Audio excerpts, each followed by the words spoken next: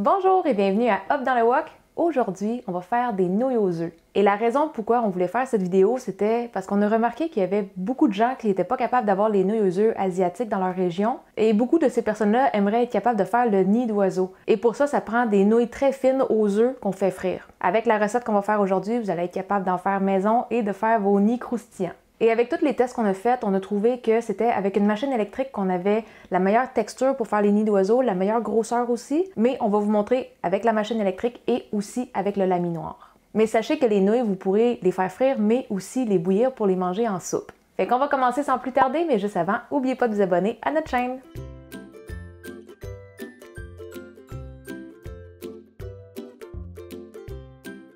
Donc pour cette recette, évidemment, il va y avoir des œufs parce que c'est des nouilles aux œufs. On va en utiliser deux. J'utilise 2 œufs larges et on va venir les peser parce que le poids va être important après ça pour savoir combien d'eau qu'on va mettre.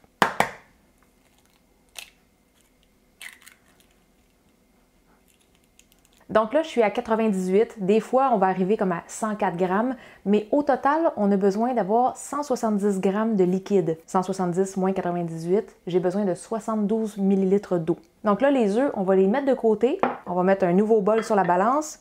On va remettre ça à 0 et on va se mettre 72 millilitres d'eau. Et dans notre eau, on va mettre 1 cuillère à thé de poudre de kansui. Ça, c'est le bicarbonate de soude qu'on faisait cuire. Je vous l'avais montré dans la vidéo qu'on faisait des ramen. Dans le fond, on fait juste mettre du bicarbonate de soude sur une plaque.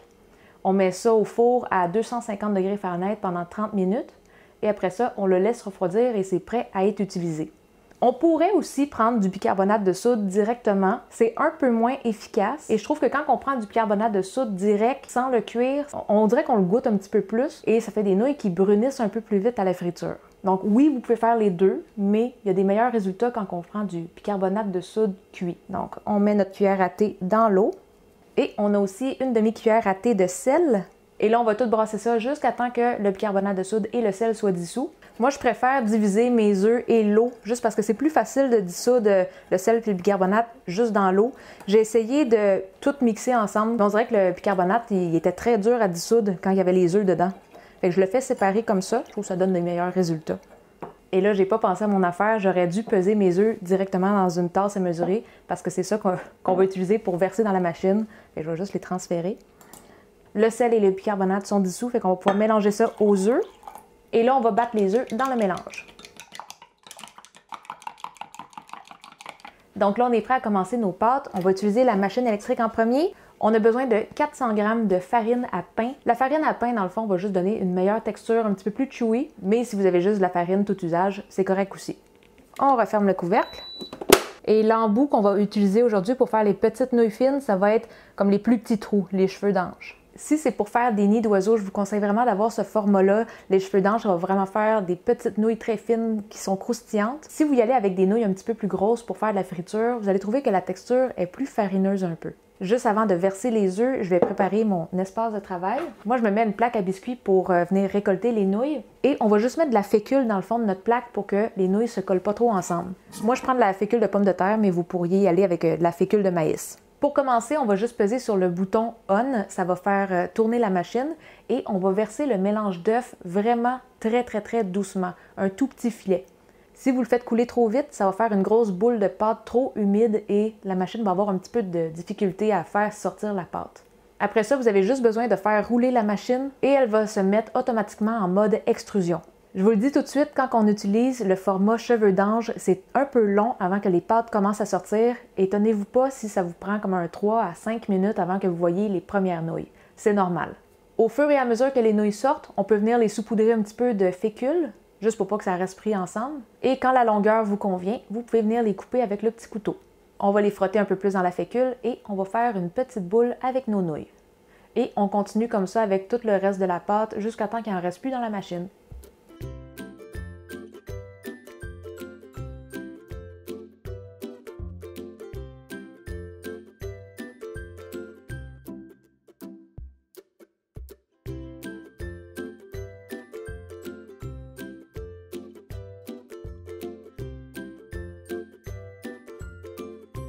Une fois qu'on a terminé les nouilles, on peut les cuisiner tout de suite, donc on peut les frire ou les faire bouillir, mais si on n'est pas prêt à les utiliser maintenant, il faut juste les serrer dans un contenant hermétique.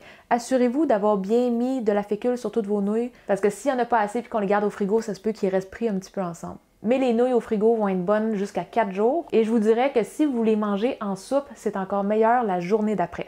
Et là, parce qu'on a mis quand même beaucoup de fécule, quand vous allez être prêt à les faire cuire, que ce soit pour les frire ou les bouillir, on va juste devoir les passer un petit peu dans le tamis, juste pour enlever le surplus de fécule. Donc nous, on va serrer ça et on va passer à la deuxième préparation. On va vous montrer comment faire les nouilles avec un laminoir. Pour les nouilles au laminoir, la recette de pâte reste la même. Donc on va faire la même chose qu'on a fait tantôt. On va peser nos 2 œufs. Cette fois-là, je vais le faire directement dans ma tasse à mesurer. Et là, j'arrive à 104 grammes, donc ça va me prendre 66 ml d'eau. On remet une cuillère à thé de poudre de cansui et une demi-cuillère à thé de sel. On brasse pour dissoudre ça. On verse ça dans les œufs et on va bien mélanger. Encore une fois, on a 400 g de farine à pain.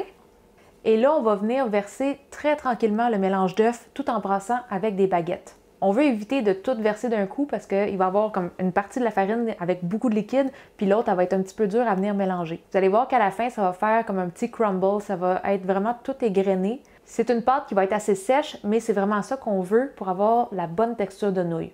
Une fois que le mélange est tout versé et qu'on a à peu près cette texture-là, on va juste pétrir un petit peu avec les mains. Je vous conseille de vous mettre des gants parce que le cansui peut être un peu irritant. Et là, on va juste pétrir pour rassembler la pâte un petit peu. Après ça, on va mettre ça dans un gros sac Ziploc de congélation et on va compresser légèrement la pâte. On va sortir l'air du sac et on va fermer le sac. On va pouvoir laisser ça reposer sur le comptoir pendant 30 minutes. Après le 30 minutes de repos, on va venir écraser la pâte. Moi, je trouve ça plus facile d'y aller avec les pieds. On va écraser la pâte pour avoir une épaisseur d'environ 1 cm. Si vous voulez, vous pouvez le faire au rouleau, mais on va l'écraser en la gardant dans le sac. Une fois que c'est fait, on va la remettre sur le comptoir pour un autre repos de 30 minutes. Après le deuxième temps de repos de 30 minutes, on va pouvoir sortir la pâte. Et là, on va juste découper le sac, ça va être plus facile à sortir. Et là, on va couper la pâte pour la travailler en plus petits morceaux. Vous pouvez soit la couper en 2 ou la couper en 3. Moi, je vais la couper en 3 parce que je préfère travailler des petits morceaux à la fois.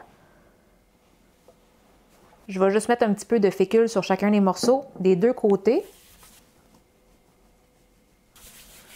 Puis je vais en serrer 2 parce que je vais en travailler juste un à la fois.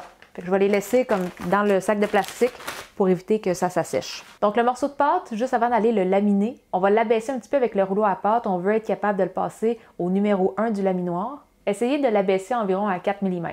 Une fois que vous avez cette épaisseur-là, on va aller le passer dans le laminoir une première fois au numéro 1. Et après ça, on ajuste ça au numéro 2 et on repasse le morceau de pâte. On va plier le morceau de pâte en 2 et on va juste l'écraser un petit peu avec le rouleau. Comme ça, les 2 morceaux vont se fusionner ensemble. On revient au laminoir, on ajuste ça au numéro 1 et on repasse le morceau de pâte en commençant par le bout avec les 2 extrémités. Après ça, on va augmenter de 1 niveau à chaque tour. À chaque fois qu'on augmente, on repasse la pâte et on va faire ça jusqu'à temps qu'on arrive au plus mince.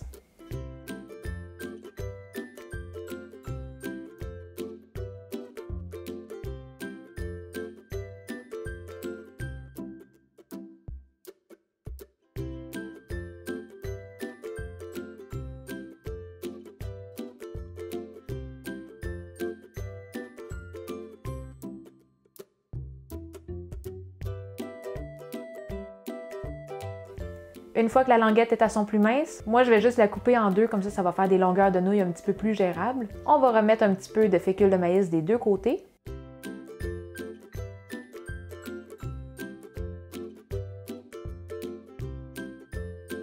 Et moi je vais aussi juste couper les 2 petites bordures, juste parce que c'est un petit peu plus grumeleux. Ça va juste être plus facile de couper les pâtes aussi.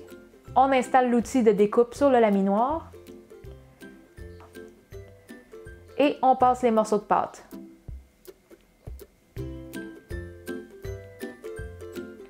Une fois qu'on a nos nouilles, on peut faire un petit tas et on va mettre ça dans un contenant hermétique.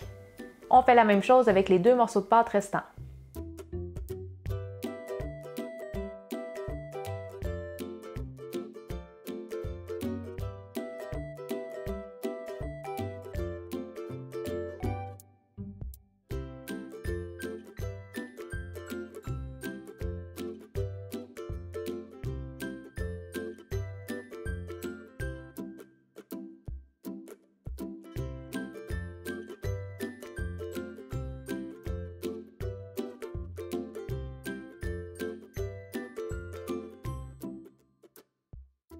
Donc, nos nouilles sont prêtes et juste pour vous montrer un petit exemple de comment refaire un nid, parce que c'est une question qui nous revient vraiment souvent sur notre groupe, on a juste besoin de prendre un petit tas de nouilles d'environ 80 grammes et on va l'entremêler pour être sûr que les nouilles ne se séparent pas toutes dans la friture.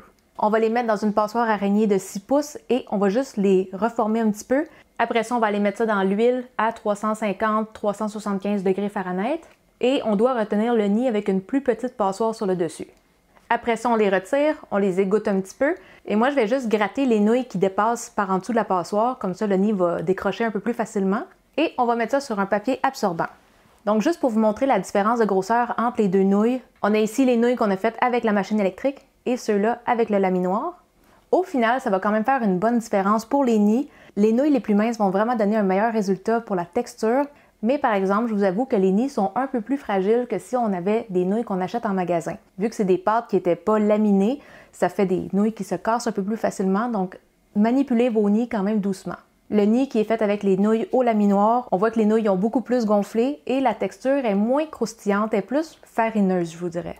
En gros, si c'est pour faire de la friture, moi je préfère les nouilles avec la machine électrique, mais si c'est pour faire des soupes, je préfère le format qui est un peu plus large, qui est fait avec le laminoir. Quand on lamine les pâtes, ça fait une texture qui est plus chewy aussi, donc en soupe, je trouve que c'est juste meilleur.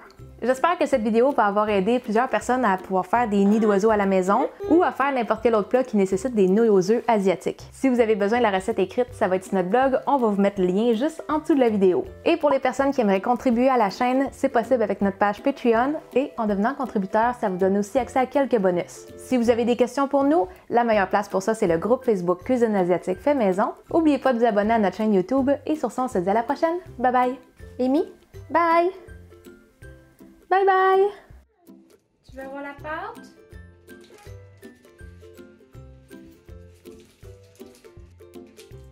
Hé! Mange pas ma pâte! Qu'est-ce que tu fais là? Tu vas percer mon sac? Tu vas percer mon sac? Fais-moi une piranha! C'est ça que tu veux?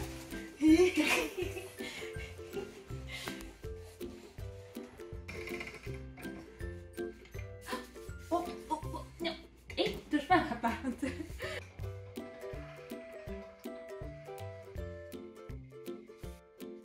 Qu'est-ce que tu fais?